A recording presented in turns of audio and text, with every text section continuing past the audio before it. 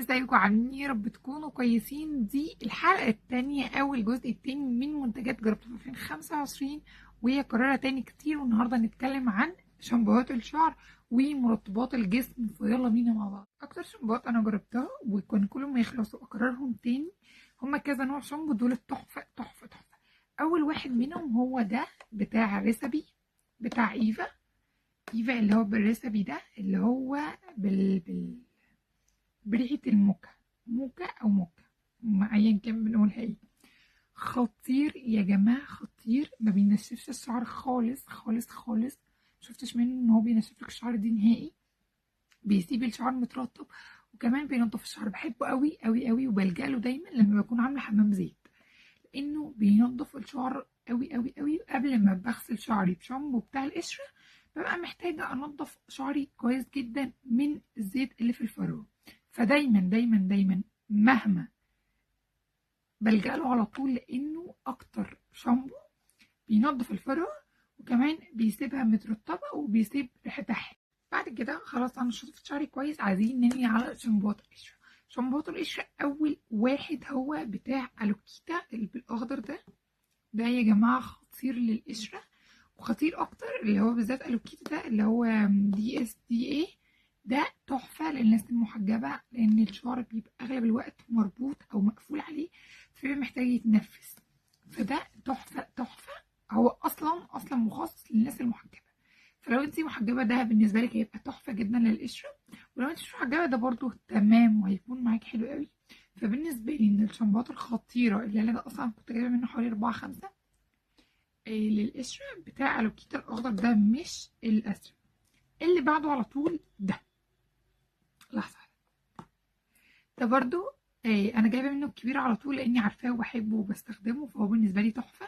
فانا لما باجي اجيب في منه الصغير وفي منه الكبير على طول، فانا بجيب الكبير على طول اللي هو ايه، عشان فانا عمري ما اتخيل شعري ممكن ينضف ازاي من قشرته من غير الشامبو ده.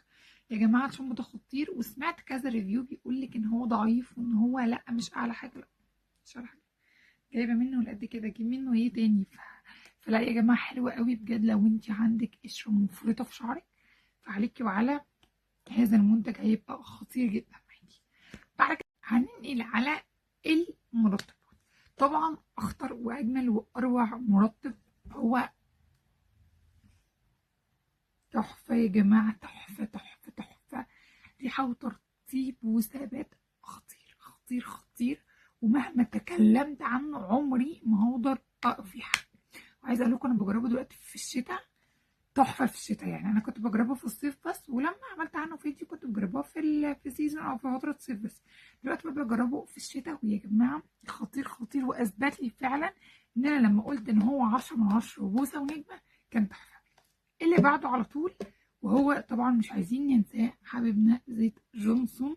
ده بقى مش السنه دي بس، ده مهما جربت وجبت دايما لازم الجا لجونسون، ولازم دايما دايما دايما يكون موجود عندي، لانه يفوق كل الترطيبات، كل المنتجات. ده غير انه بيحبس الترطيب في الجسم.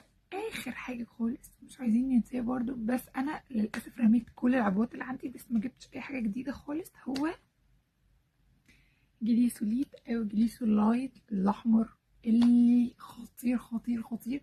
ده برضو من اكتر المرطبات اللي ما فيهاش ريحه للجسم. يعني انا كده عرضت ريحه وعرضنا حاجه من غير ريحه. فلو انت حابه حاجه بترطب وبتديكي ريحه في الجسم، اوكي، بتاع ايفا. لو انت بتحبي حاجه بترطب عادي ومش محتاجه ريحه في الجسم، هيبقى جليسو دي. وحطي عليهم كمان، احبسي الترطيب بزيت جونسون، وهتلاقي ملمس جسمك تحفه تحفه تحفه. انا كده خلصت الفيديو، وننتظر جزء جديد، او اشوفكم في فيديو تاني وجديد. باي باي.